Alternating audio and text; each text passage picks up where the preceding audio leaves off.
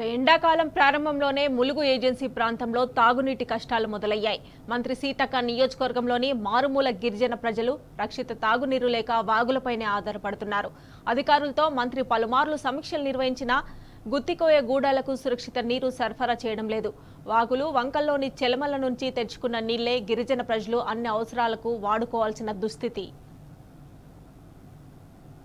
కాలం అయితే బురద బురద అవుతుంది, ఎండాకాలం అయితే మొత్తం చిక్కిపోతుంది సార్. మాకు ఫారెస్టోళ్ళు వచ్చి ఇక ఇది వద్దు అది వద్దు పోయొద్దు ఇది అది అంటారు సార్. మాకు బోర్ వేపిస్తే చాలు సార్. మాకు ఇప్పుడు ఇదే నీళ్ళు తాగుతున్నాం సార్, బురద నీళ్ళే. ఇప్పుడు ఇక్కడ మాకు ఏమో రోడ్డు లేక బోర్ లేక నిర్బంధ పడుతున్నాం. ఇప్పుడు మాకు సీతక్క అన్ని సహకారం కల్పిస్తానని అన్నాయి. వర్షాకాలం బురద వస్తున్నాయి. ఇప్పుడైతే మొత్తం నీళ్ళు లేక మోటార్లు గిట్టలు కూస్తుండ్రు కాబట్టి అది కూడా బట్టలు గిట్టలు ఉతకటానికి తాగటానికి కూడా నిర్బంధం ఉంటున్నాయి. మరి దీనికోసం మాకు ఏదైనా బోరు గీరు సెంచం చేసి ఏ ఇంటికి ఆ ఇంటికి పెట్టించి మళ్ళా మాకు అందుబాటు చేసి పెడితేనే మంచిది.